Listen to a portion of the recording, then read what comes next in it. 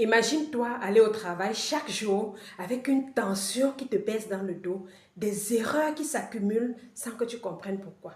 C'est ce qu'a vécu Sophie, une travailleuse pourtant acharnée de 34 ans, qui a fini par sombrer dans la dépression.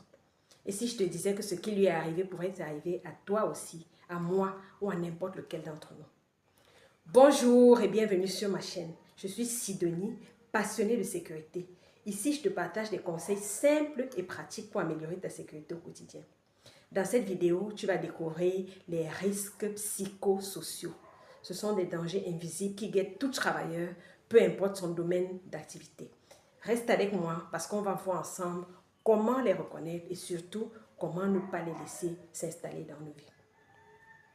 Alors, c'est quoi les risques psychosociaux? Je dirais de temps en temps RPS. Ce sont ces situations de travail qui, sans qu'on s'en aperçoive, peuvent nuire à notre bien-être mental et physique. Ça peut être quoi? Des tensions au sein d'une équipe, une surcharge de travail, le manque de soutien, le manque de reconnaissance, les harcèlements de tout genre, l'ambiguïté des rôles, etc. Ces facteurs de stress peuvent être présents dans tous les secteurs, que tu sois assis derrière un bureau ou sur un chantier. Sophie, dont nous avons parlé au début, a été accablée par le poids du travail au vu et au su de ses collègues. On l'a traitée de tous les noms. On l'a traitée de tous les noms. On l'a vue stressée chaque jour et de plus en plus stressée, de moins en moins concentrée. Puis un jour, elle a commis l'erreur irréparable et sa descente aux enfers a commencé. Les RPS peuvent aussi entraîner des douleurs physiques et des problèmes de santé réels. Le stress augmente les risques d'accident. Le harcèlement, lui, peut affecter la santé mentale. Alors, comment savoir si on est touché par les RPS?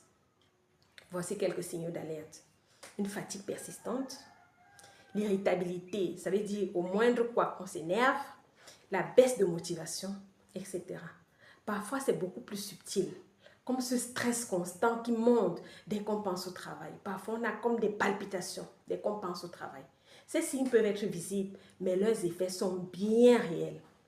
Alors, qu'est-ce qu'on peut faire quelque chose? Oui, on peut agir. Prends des pauses régulières. Gère tes priorités. Tu ne peux pas tout faire à la fois. Délègue lorsque c'est possible. Demande de l'aide.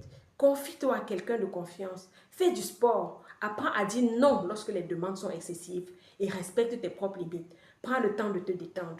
Essaie de trouver un équilibre entre vie professionnelle et vie familiale. Lorsque tu es en famille, autant que faire se peut, essaie d'oublier le travail.